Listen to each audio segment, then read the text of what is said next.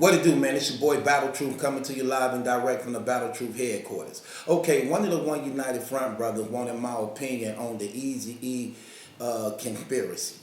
He wanted me to address it, speak about it, and give my opinion on, did I believe that Eazy died from AIDS, or was he murdered? Was he injected with it? This the conspiracy that people saying that he was injected with HIV and did AIDS and didn't have AIDS, and they wanted my opinion on it. It's crazy when he asked me this, because before I was a blogger and this thing happened, I knew a lot of things already, and I'm finna share them with y'all. So Eazy died of AIDS, March of 1995. Okay. Lazy Bone from Bone Thugs and Harmony did a Vlad interview, and in that interview he was saying that he think he may have been injected. He said Eazy got sick in December in New York. When he got back to California, he went to the doctor in January. In January, he was diagnosed with, he went to the doctor in January for a cough or pneumonia, which he came to find out he actually had, was diagnosed with HIV. Then in February, he was full-blown AIDS, and in March, he died. He goes on to say that was strange because Eazy looked healthy, like nothing was wrong with him. He was wrestling with them and was wrestling against the biggest member of Bone, Wishbone, and he was cop strong before he died. So they was like, usually when a person got full-blown AIDS, he weak, you know what I'm saying, and don't have the strength to be tussling like that, and he was tussling with them all the way up to when he died.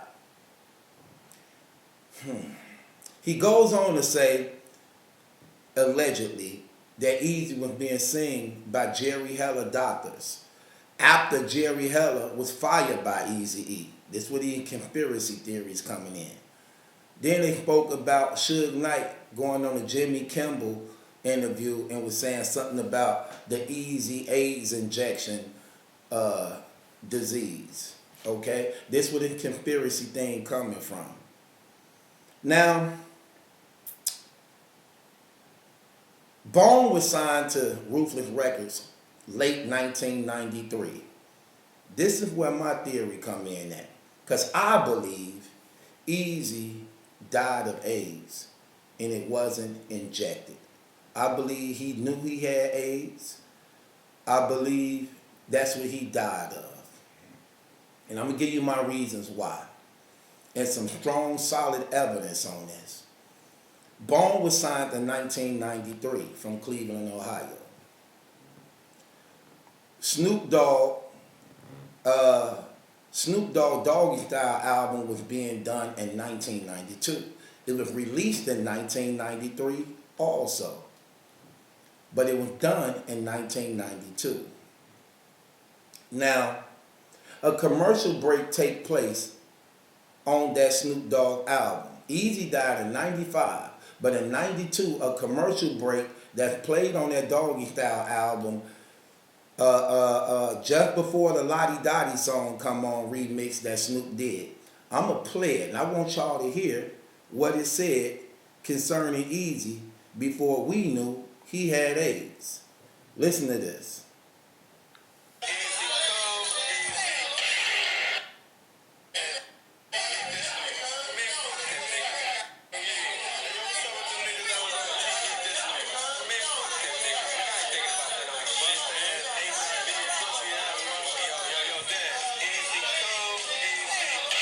I'm playing one more time.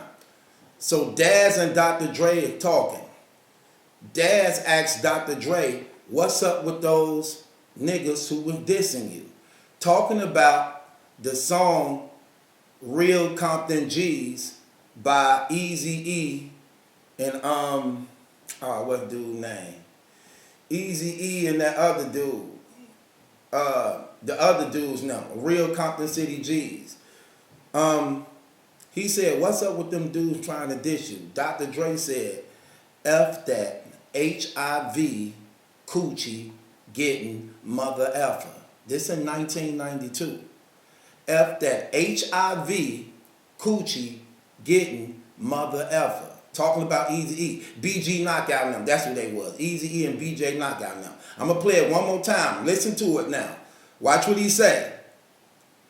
He admitting in 1992 now that Eazy is having sex with people who have AIDS. Watch what he say.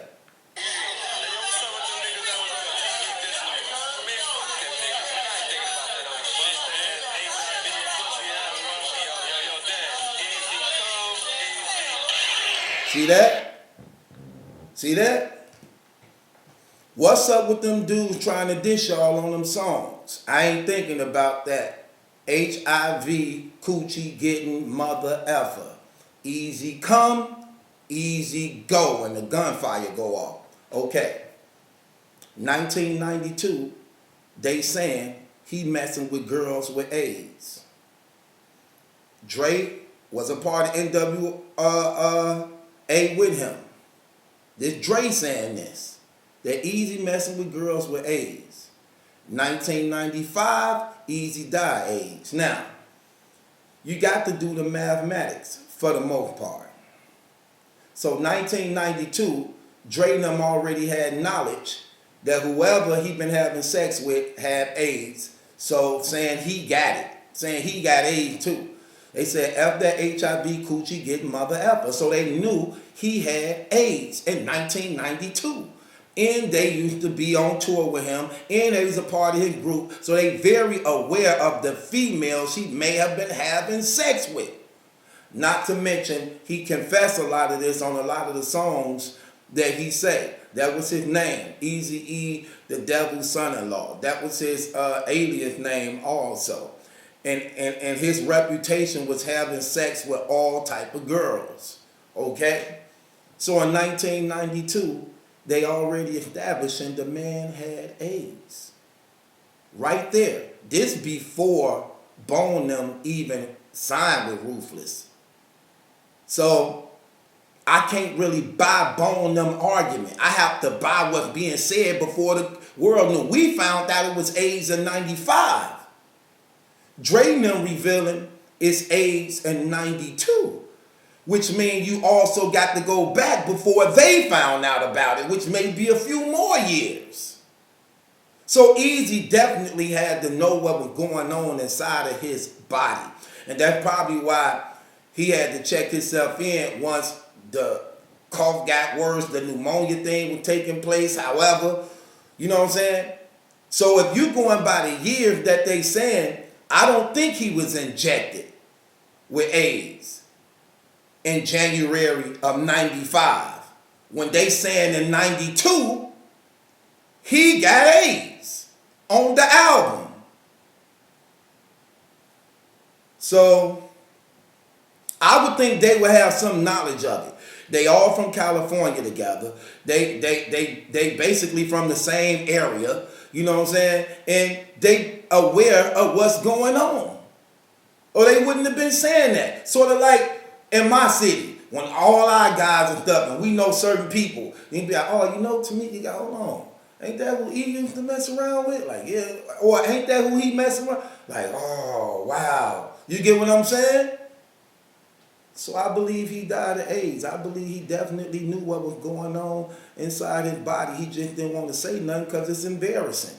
It's embarrassing. You a rapper, then you used to having sex with all these girls. You ain't want to let nobody know this what you got. It's the rap game where everybody gonna dish you, make fun of you. Yeah, of course he kept that to himself till he couldn't keep it no more.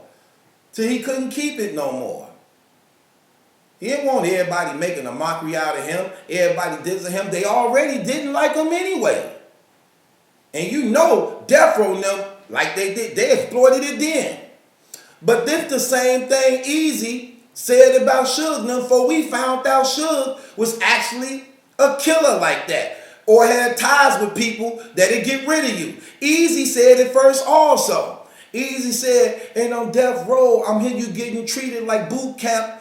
You gotta listen to your sergeant's direction or get your pop with a Smith & Wesson.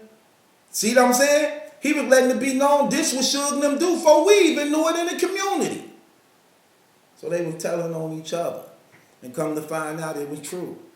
Eazy was having sex with women who had AIDS, died of AIDS later. Eazy said Suge Knight be getting cats knocked off.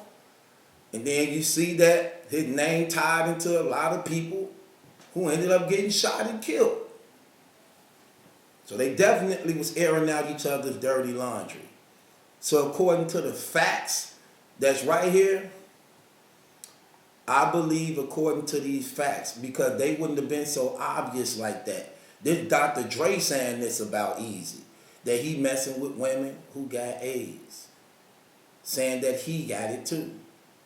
And then he died of AIDS a few more years later down the line. So do the mathematics. Do the mathematics. You know what I'm saying? So Eazy definitely knew what was going on within himself, man. So I don't think he was injected. I don't think Jerry Heller, doctors and them had some foul play on him. If not even really said that was even his doctors. But when you seeing what's being said, it just appears that this is what happened to him.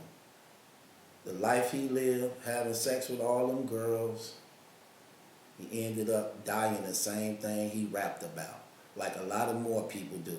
Usually when people rap about things, they die those same things. Because it's like the Bible say, on the tongue of every person is life or death.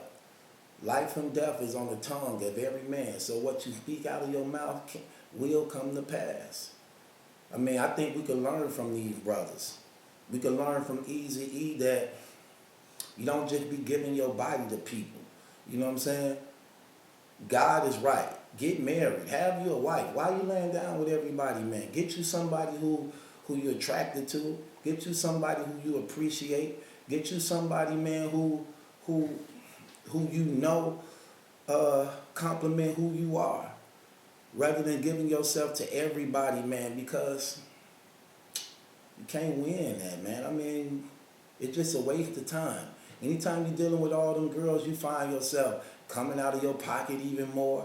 You find yourself neglecting who you really love, your children, your family, because you can't be in all these places at the same time. So you giving yourself, spreading yourself out around when you could just be locked in one place, handling and taking care of your business with somebody who you know got your back, with somebody who you know ain't out there messing around and doing all that stuff. Because when you messing around with all them different girls, you only could sleep at one place. You only could sleep at one place. And when you somewhere laying down your head somewhere, who you think she gonna be with? You think she gonna just keep on letting you mess around and lay up under another woman and she sleeping alone? No, that ain't gonna happen. Eventually she play the game too, or she ain't already playing it. But it ain't even worth it when you could just have who you already got. You know what I found out? When I used to be messing around with all them different girls and stuff, it used to scare me sometimes when the condom broke. You be like, oh, I hope I ain't got nothing, I hope I ain't got nothing. Because you be scared to bring it back home. You be scared to bring it back home. But one thing about home, you knew it was always good and safe at home. And if you know it's always good and safe at home, then that's where you need to be. Why would you continue to risk that? Why would you risk that? And then it's crazy when you don't appreciate what's at home and you end up neglecting those situations, then what you do is push home into the arms of another person. And that's what happens to us sometimes. We get so cocky, prideful, and stuck on ourselves to the point that we believe just because this woman love us or she been with us for a while, she not going nowhere. So you can neglect loving her. You can neglect giving her the attention that she needs. You can neglect not appreciating her. You know what I'm saying? You can neglect that, thinking that she okay and she ain't going nowhere. No, it don't work like that, man. You cherish her, you nourish her, man, and you provide and you love and you take care of that woman, man. You don't have to be out here with all these other women. That's what you learn from Eazy-E's situation. Not to be another Eazy-E. When you with somebody and you telling that person you love them and y'all together, man, then you be a man and step up to the plate and accept responsibility, man, and provide for your home. Provide for your home, and y'all work together as a team to accomplish the plan and purpose for God in y'all life so that you could be successful and healthy. That's how these things work. And you learn that from the Eazy situation. And with that being said, this battle truth. Ain't my judgment, that's in question. It's yours. In my opinion, Eazy knew he had AIDS. And he died the same thing he rapped about. Subscribe to Battle Truth. Ain't my judgment, that's in question. It's yours.